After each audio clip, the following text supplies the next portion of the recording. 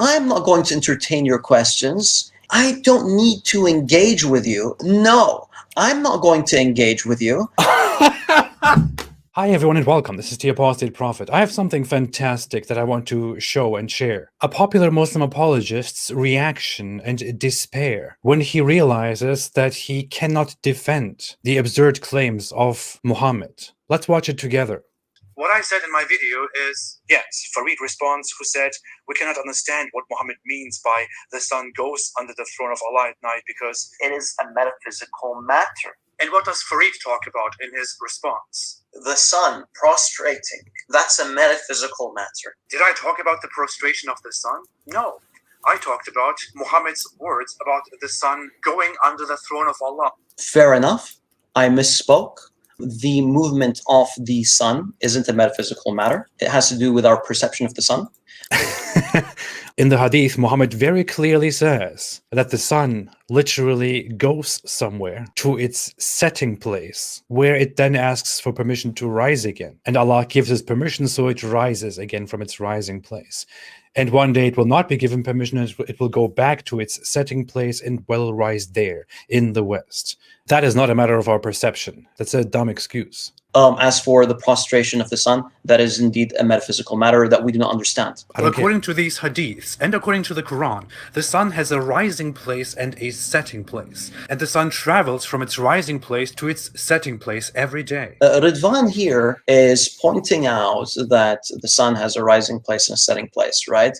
And he doesn't mention the rising place and setting place in the Quran. So where does the sun set according to chapter 18, according to Ridvan? It's literally sets in the muddy spring. As again, it's a video I dealt with previously. Oh, very funny. He deflects from this topic by arguing that according to the Quran, the sun goes and sets in a murky spring, and that I take this literally and do say that according to the Quran, the sun sets in a muddy spring, but that this would contradict with Muhammad's hadith, Muhammad's narration, that the sun goes to its resting place to prostrate under the throne of Allah. First of all, I don't care where the sun goes according to the Quran or the hadith. What I do care, and what this is about, is that according to Muhammad, the sun goes somewhere.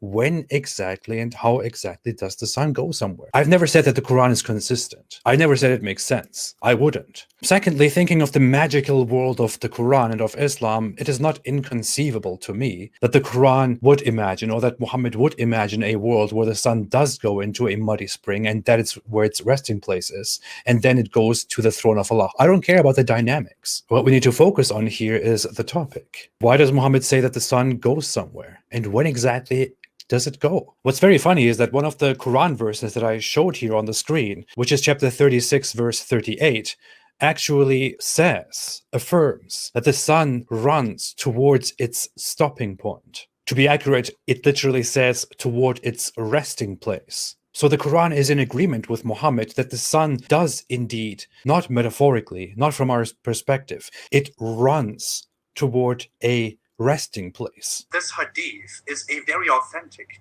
hadith. These hadiths clearly disprove Muhammad's knowledge of the world around us. So what does that mean? What does that mean to Ridvan? This hadith is a very authentic hadith, undeniable. This hadith is a hadith of Ibrahim bin Yazid bin Sharik al-Taymi from his father, Yazid bin Sharik al-Taymi, from Abu Dharr, from Rasulullah sallallahu alaihi wasallam. I accept this as authentic. These narrators are reliable. To Ridvan, this is hearsay that cannot be accepted. However, he will accept these reports. Why? Because he can use it against Islam. That's it. And he is already realizing that he cannot properly respond to the point, which is why he is distracting with something completely unrelated and also a stupid objection. It does not matter what I think about these hadiths, about their validity. I don't think we can reasonably trust the hadiths. We can probably get a little bit of an idea of who Muhammad was and what kind of a guy he was. These hadiths that we are talking about are authentic by your Islamic standards. I could even go ahead and believe that Muhammad never existed. That's completely besides the point. You accept them as authentic, and you should be able to answer the contents of the hadiths. So when Muhammad says that the sun goes somewhere under the throne of Allah or wherever it is,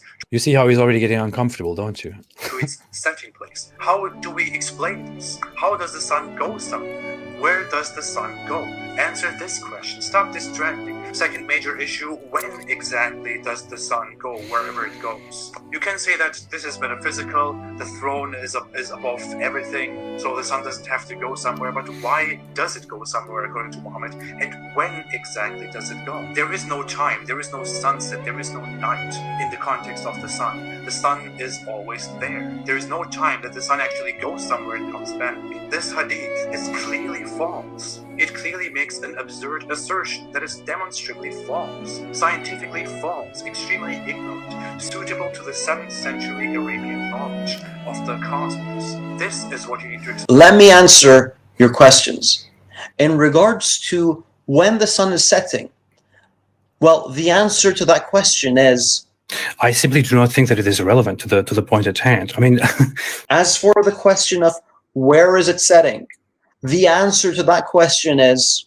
It is something that does not that I do not think about, that I do not concern myself with. That's what I'm trying to tell you. You see it, Ridvan. So what does he do? He looks pretty mad about the thing that I'm talking about, the questions, the very simple questions that I'm asking to him, to the Muslim apologist, who is supposed to clear the doubts, because that is his major mission here. He even said in his previous video that he loves to respond to me and loves to refute me because he loves beating a dead horse. I love engaging with you. I mean, I've put out 50 videos.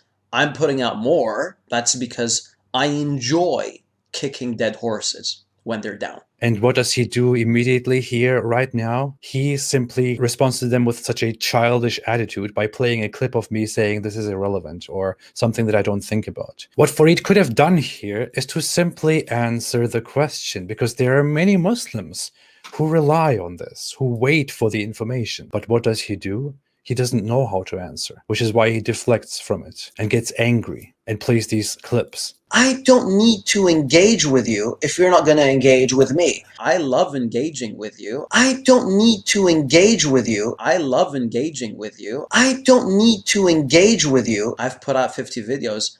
I'm putting out more. I don't need to engage with you. That's because I enjoy kicking dead horses. I put out my video 2 friggin' years ago, and you're responding to what now? Why is he so angry? You're responding to like a 5-second clip. Complete misrepresentation of what actually happened. What happened is that he made those videos very long ago. I said many times that I don't really want to respond to them because I find those videos ridiculous. Recently, he made a video about me. I then made a response video in which I briefly joked how this is the Farid who said that the sun going somewhere at night is a metaphysical matter. And he was upset by that joke and tried to make an explanation. I decided to make a response to it, to show how he cannot solve this problem. And what does he make as a response? He makes a video in which he looks pretty disturbed listening to the problem, and then he chooses not to answer the problem, leaving all those people hanging. What's very funny is that he posted 3 or 4 days ago that a response to me is coming soon, and then that it will be delayed. So, no, I'm not going to engage with you. Oh boy, this is hilarious.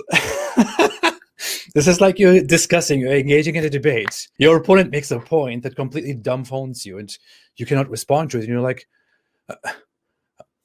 I'm not going to respond to you. I'm not going to engage with you. Go away. First answer all my other questions, then we can come to... I'm not going to engage with you. No. But hey, I'm a Muslim apologist, and I have an answer to everything. Dear Muslim viewers, do you see what's happening? Dear fans of Farid Response, do you see what's happening? This is what I mean when I say that this guy is weak, that Muslim apologetics are weak. Everyone sees what is going on. Do you see what's going on? Can you answer the question, dear Muslim viewers? What exactly does Muhammad mean by that? As you can see, Farid cannot answer this question. He gets pretty desperate. Can anybody else answer this question?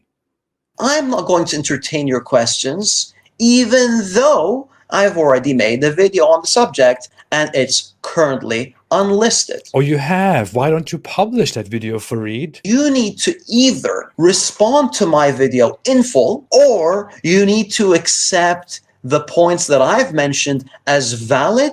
You did not make any points about the sun going somewhere. We are still waiting. He did not answer it in his original video, in which he simply said, how does the sun go under the throne? It is a metaphysical matter.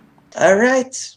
And All if you right. are mature enough to do that, in the same way that I'm mature enough to admit that I misspoke, if you're mature enough to do that, then I will be uploading my video, and you can then deal with that argument at your own pace. Dear Muslims, do you see what's going on? Dear everybody else, do you see this? Do you see how he is unable to answer a question and starts playing games instead? A simple question which he could just move on from by saying, the answer to that is very simple, you ignorant person. It is this and this and this. Now that I have answered your question and you're humiliated, how about you answer to those 50 questions? Wouldn't that be brilliant? Wouldn't he thereby totally shut me up and end the doubts and prove the criticism to be nonsensical? Why does he, when he is pushed into a corner, resort to saying, I'm not going to engage with you, I'm not going to respond to you, no, I'm not going to give you an answer which will take me 5 seconds probably. No, I will not give you an answer. No, yes, I have made an answer and I will publish that answer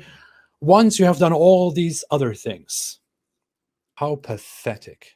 I will make a response to the 50 videos that you have made about me, and you will forever be unable to answer what Muhammad meant when he said that the sun goes somewhere at sunset and comes back in the morning, unless you accept that this hadith is false, which will lead to your entire religion falling apart like a house of cards. That Muhammad did not know, that he made a false statement, which should make us question why we even trust Muhammad. Or you could say the sun does go somewhere.